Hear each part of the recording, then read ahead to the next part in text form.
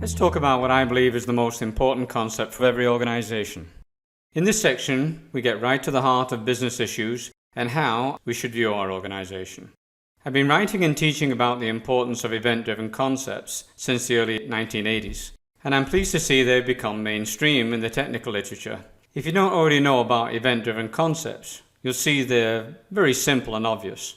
We're going to cover the concept of events in this tutorial. There are masses of things, let's call them events, happening out there in the world. Initially, every organization, based on its mission, selects a set of events that it wishes to respond to from beyond its organizational boundary. The organization has no control over these external customer events. It simply responds to the arrival of the stimuli from the events. Each external customer's need, to which the organization responds, is called an event. Here's my formal definition of an event. An event is anything that happens beyond the area of study that requires a response or produces a reaction inside the area of study. Obviously, that definition is generic and context-specific. The area of study is applicable to the world, a country, an organization, or even an individual. It's also applicable to a monitoring device such as a house thermostat. That device responds to things such as changes in temperature which are beyond its boundary. So what is an event in the business world? In the business world, the most important events are initiated by whomever or whatever the organization calls its customer.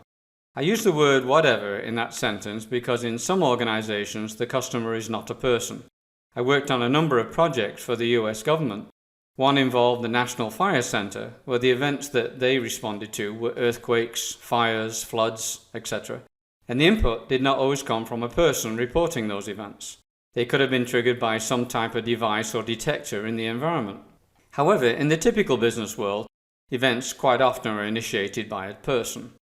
On this slide is a diagram where a customer is thinking, I need to fly to, which makes him contact an airline, or I need some cash, which makes him go to his bank or ATM, or a time event, it's tax time, which makes him send his tax documentation to the government, or I need to buy, which makes him contact a business to purchase the product he wants. These are all external events to the organizations that are going to respond to them. When a business is in its startup stage, it can usually take care of all the tasks needed to respond to a customer quite efficiently. Unfortunately, as a business grows, it tends to set up outdated, internal, disjoint structures that lead to inefficiencies in satisfying its customers. These structures show up as human and computer systems in the real world. We can see these structures if we focus in on this I need to buy event. For example, a customer request may go through a whole bunch of people jobs, departments and divisions, along with the storing and retrieval of the customer's request in their files. And it may go through a whole bunch of computer programs and systems and their files, etc., before it comes out of the organization as a response. This focused in diagram on the right shows a classical reaction to an event. I call it the industrial age reaction. These outdated disjoint structures turn out to be significant obstacles to efficiency the larger a business grows. If you're used to the kind of structure shown in the previous example, you may be asking, well, what's wrong with it? Well, we want to remove any structures that reflect the old design so we can see the organization's core business. So to get a good analysis view of an organization, it's helpful to separate out any human or computer implementation details for the current or future systems from that view. To mentally assist with this, it may be helpful to use a conceptual layered cake analogy when analyzing the reaction to an event within an organization. I found this helpful when trying to explain event and event reactions in many live seminars. First, each event that the organization responds to results in one business core. Most organizations respond to a limited set of events, which they refer to as their core competency. So we want to imagine one core for each event the organization takes on. I've shown one core representing one event on the slide. Next, we want to address the essential business policy layer, the business rules, that satisfies a core event. Each organization creates its own essential business policy, rules for processing data and controls, associated with each event reaction. This forms the business policy layer surrounding the business core. I've shown this policy layer in blue wrapped around the business core on this slide. This business policy layer is where each organization gets to significantly distinguish itself from its competition with non-restrictive rules, special deals and discounts, etc. The policy layer, the detailed processing, data and controls, specifies what is activated in the organization to satisfy the event.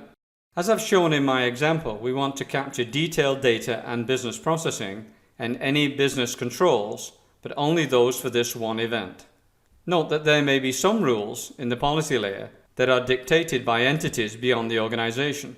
For example, government laws and regulations of affiliated organizations that are applicable to this event reaction. Next, we want to acknowledge the technology and customer interface layer. To implement the business policy in the real world, the organization needs to add a technology and customer interface layer for the event reaction. I've shown the technology layer in red wrapped around the policy layer on this slide.